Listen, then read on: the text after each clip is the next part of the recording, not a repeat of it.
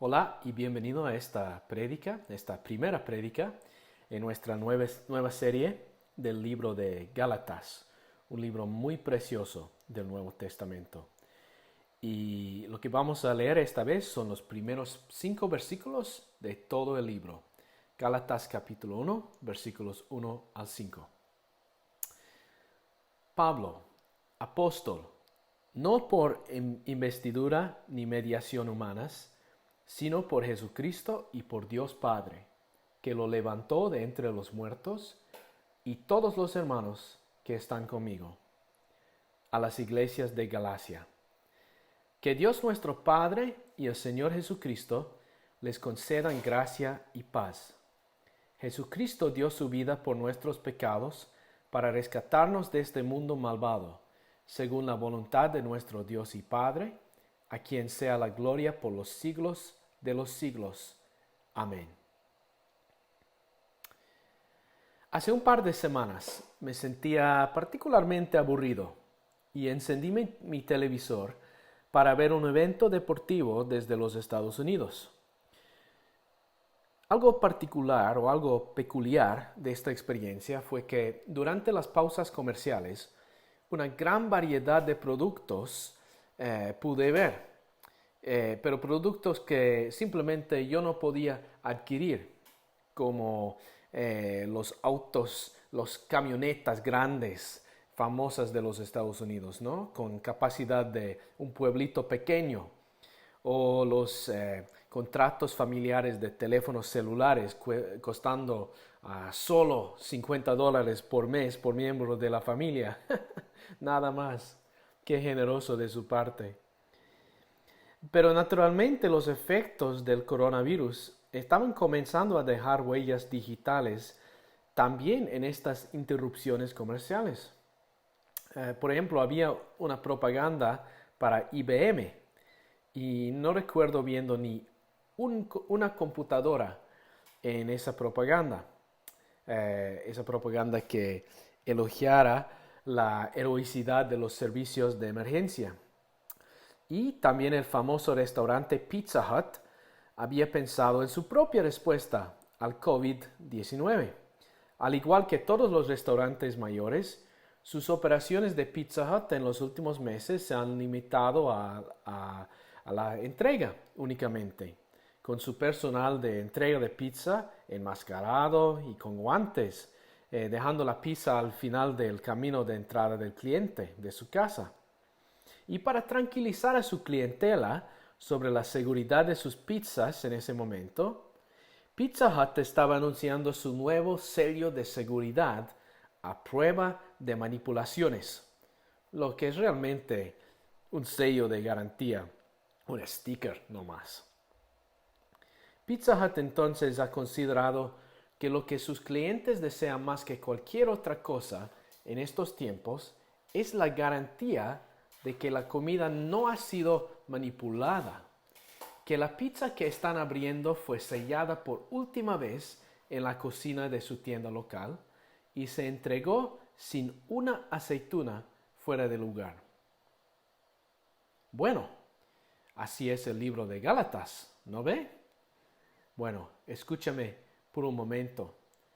La carta de Pablo a los Gálatas es la carta más urgente e intransigente de todas sus cartas de Pablo, escrita en respuesta a un desarrollo muy alarmante. Los destinatarios de su carta son probablemente las iglesias establecidas por Pablo y Bernabé en su primer viaje misionero, que llevó a Chipre, Pisio, Antioquía, Iconio, Listra y Derbe. Puedes leer sobre este viaje con cierto detalle en los capítulos 13 y 14 de Hechos, y puedes ver las ciudades en este mapa del viaje misionero de Pablo. Se basan principalmente en la Turquía moderna. Sin embargo, en los años posteriores, estas iglesias habían sido infiltradas por lo que los eruditos del Nuevo Testamento hoy llaman judaizantes, es decir, cristianos profesos que afirmaban que era necesario no solo creer en la obra terminada de Cristo, sino para adoptar las costumbres y prácticas judías, especialmente las de la ley mosaica, para ser verdaderamente salvados. Esencialmente, estas personas han tomado el Evangelio que recibieron de los apóstoles y lo manipularon. De hecho, como vamos a ver en las próximas semanas y meses, lo han corrompido por completo, por lo que no es un evangelio en absoluto.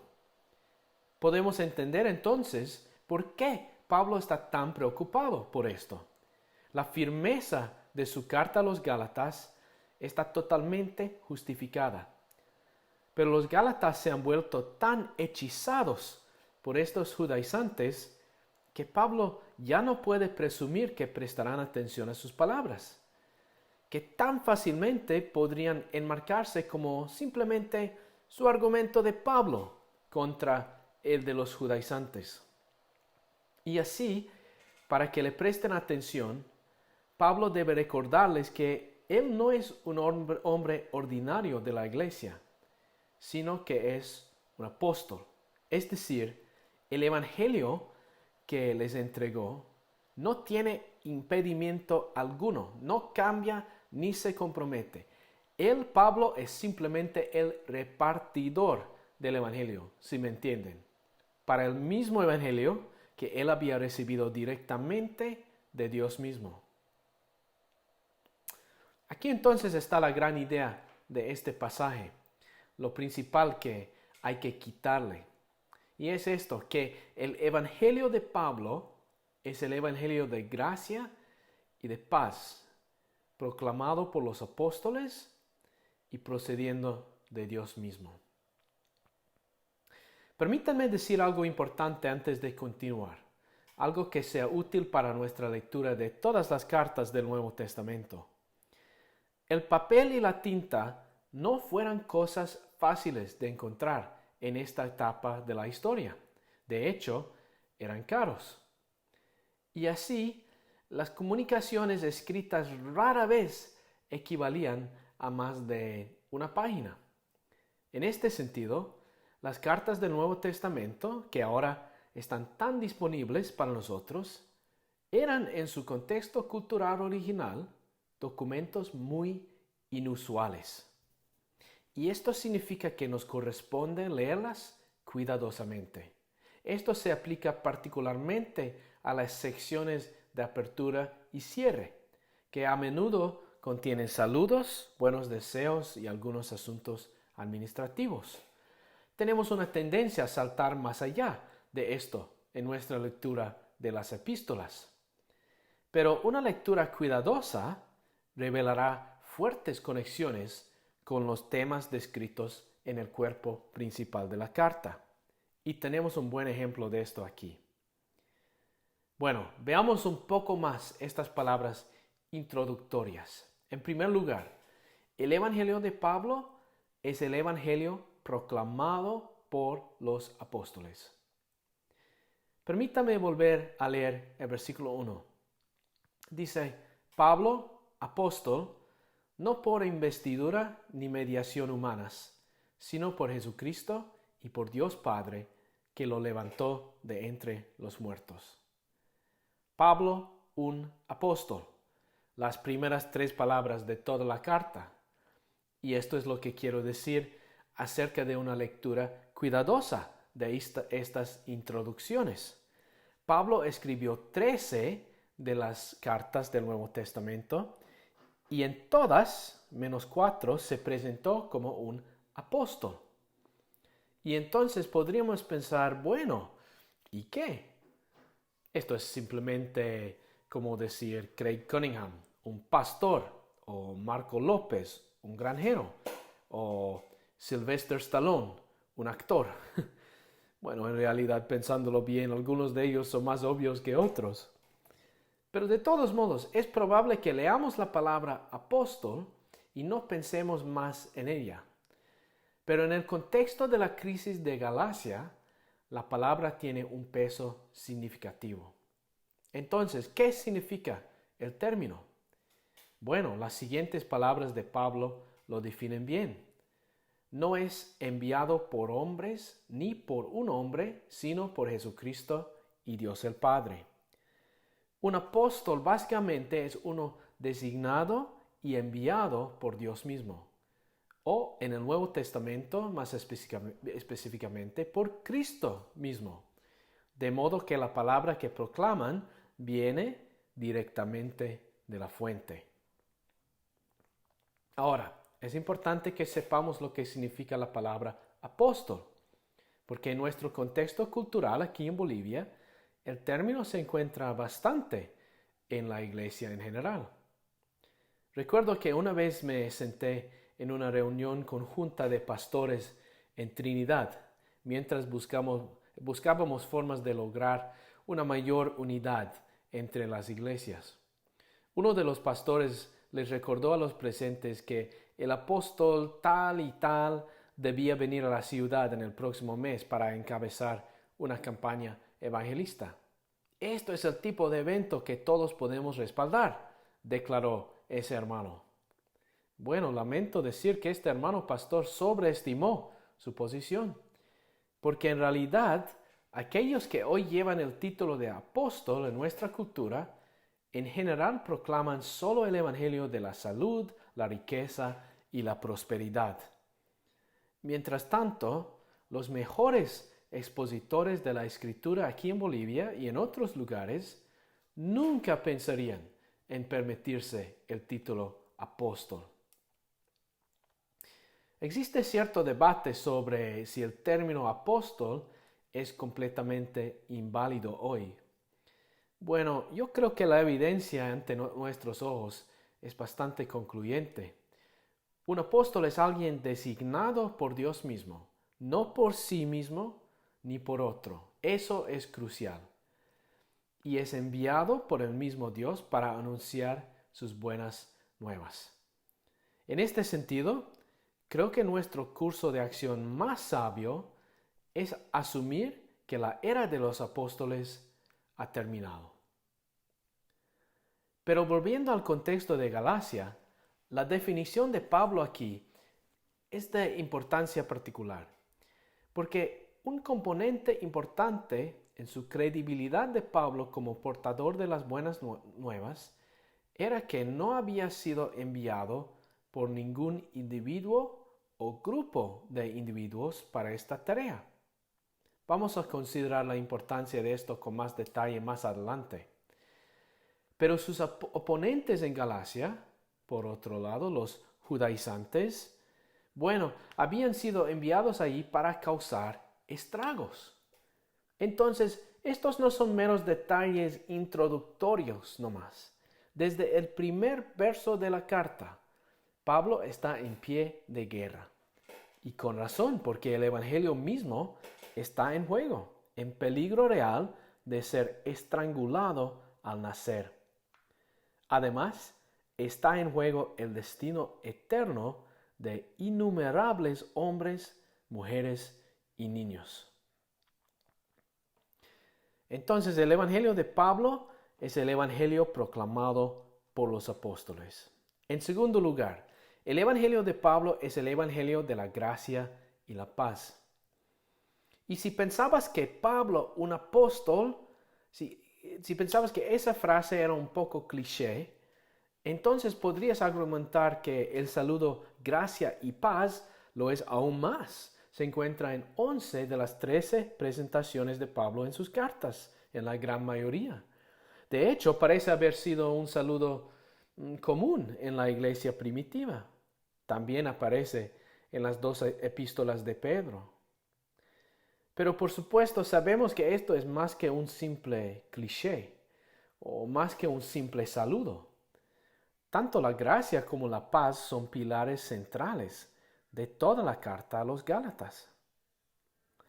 Usamos la palabra gracia tanto que es bueno recordarnos lo que implica, particularmente si eres relativamente nuevo en la fe cristiana.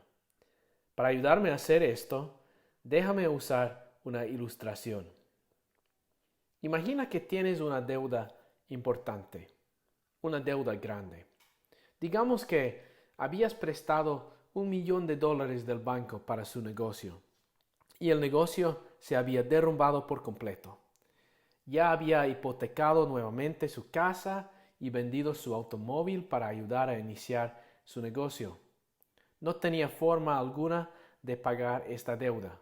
Y sabes que es simplemente cuestión de tiempo antes de que el banco venga a recuperar tu casa, dejándote completamente desamparado.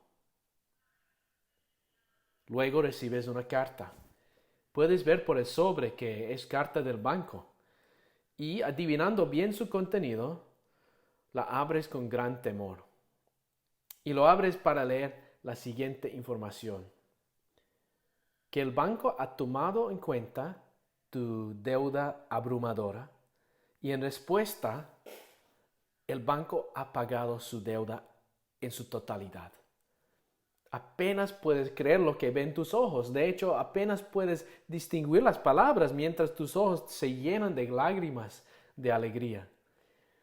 Y al llegar al fin de la carta, tú ves un párrafo final bajo la firma del gerente del banco. Dice: PD, busques la tarjeta de cajero automático adjunto, con la que puedes retirar libremente de su cuenta que hemos acreditado con una cantidad infinita de dinero. Todos estamos en deuda ante Dios. Algo que es importante entender acerca de Dios es que Él es santo. Y entre muchas otras cosas, esto significa que Él no puede tener nada que ver con el pecado. No se trata de distancia o de arrogancia, se trata de su propio ser. Si se descubre que Dios está con el pecado, entonces Él no puede ser Dios, más que una fruta que es amarilla con curvas y que disfrutan los monos puede ser una manzana. Nosotros, por otro lado, somos pecadores. Ahora, tal vez no te guste mucho esa palabra. Puedes pensar, bueno, sé que no soy perfecto, pero en general me considero una persona decente. Pero en el análisis final, desde la perspectiva de Dios, o tú eres santo o no lo eres. En toda tu vida podrías haber cometido una violación de la ley de Dios y eso sería suficiente. Y por supuesto, todos hemos cometido mucho más de una. Entonces, en verdad, la ilustración bancaria es imperfecta, ya que nuestra deuda con Dios es literalmente incalculable. No podemos esperar pagarlo con nuestras propias fuerzas o por nuestros propios medios. De hecho, cualquier intento solo puede resultar en un fracaso, como veremos en este libro de Gálatas. Eres completamente impotente para salvarte a ti mismo. Y sin embargo, Dios, completamente por su propia iniciativa, ha pagado la deuda que tú debes libre y completamente. No solo eso, sino que Él te ha acreditado con la justicia de Cristo. Es decir, aunque no seas perfecto, aunque sigas siendo un pecador, Dios te ha declarado perfecto. Y seamos honestos, su opinión de Dios es la única que importa aquí. Brevemente, el Evangelio de Pablo también es Evangelio de la paz, es decir, de la seguridad y el descanso que podemos obtener al saber que estamos ante un Dios santo, completamente perdonados, como los pecadores declarados santos. Nada de lo que hemos hecho ha contribuido a esta paz. Es Dios solo quien declaró el alto el fuego en la cruz. Sin embargo, de ella derivamos total confianza y seguridad bendecida. En el libro de Gálatas específicamente, esta es la paz de saber que no hay nada más que hacer para mejorar de alguna manera tu posición ante Dios. De hecho, una vez que sigas ese camino, efectivamente estarás nuevamente en guerra con Él, al igual que los judaizantes y sus seguidores. Gálatas fue con cierta distancia su libro favorito de la Biblia del reformador famoso Martín Lutero. De hecho, su comentario de Lutero de Gálatas es verdaderamente una de las grandes obras de literatura de la fe cristiana. Está disponible gratuitamente en línea si deseas verificarlo usted mismo. Y ocasionalmente me referiré a su comentario de Lutero mientras estudiamos Gálatas. Sobre estas dos palabras, gracia y paz, Lutero escribe lo siguiente, de manera inimitable. Dice, estas dos palabras, gracia y paz, incluyen todo lo que pertenece al cristianismo. La gracia libera el pecado y la paz calma la conciencia. Los dos demonios que nos atormentan son el pecado y la conciencia. Pero Cristo ha vencido a estos dos monstruos y los ha pisoteado tanto en esta vida como en la vida venidera. Amén. Bueno, me he puesto algo lírico. De hecho, es imposible no hacerlo al considerar estos grandes temas. Oh, por 1000 lenguas para cantar, como dice el himno inglés. Permítanme considerar brevemente nuestro punto final, que el Evangelio de Pablo no es realmente el Evangelio de Pablo, sino que proviene de Dios mismo. El versículo 4 dice que Cristo dio su vida por nuestros pecados para rescatarnos de este mundo malvado, según la voluntad de nuestro Dios y Padre. Tengas en cuenta la unidad de propósito aquí. Jesús se entregó por nuestros pecados de acuerdo con la voluntad del Padre. ¿Sabes qué?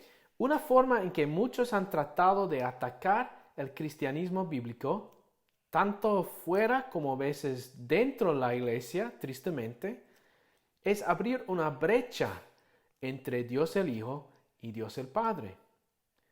Sugieren, por ejemplo, que Jesús fue a la cruz sin querer, accidentalmente, que simplemente se encontró en el lugar equivocado en el momento equivocado. O que Jesús fue a la cruz como un fantasma trastornado, completamente engañado en cuanto a su verdadera identidad como un ser humano normal. Es un argumento que la resurrección destruye por completo, hay que decir. O que Jesús fue allí a regañadientes, bajo compulsión, a sufrir a manos de un padre sádico y enojado. Amigos, ese no es el testimonio de las Escrituras.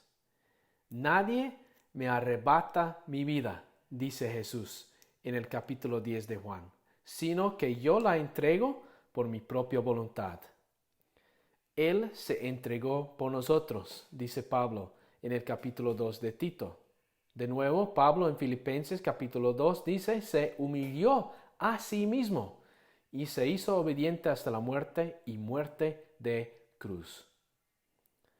El Dios Trino, Padre, Hijo y Espíritu, se unieron en la misión salvífica de Jesús. Entonces podemos estar seguros de que este evangelio es realmente el evangelio de Dios. Es decir, es la noticia más importante que tú y yo podemos escuchar. Y así, Pablo termina su saludo inicial. Un saludo muy breve, como vamos a ver, de la única manera adecuada, dando gloria a Dios.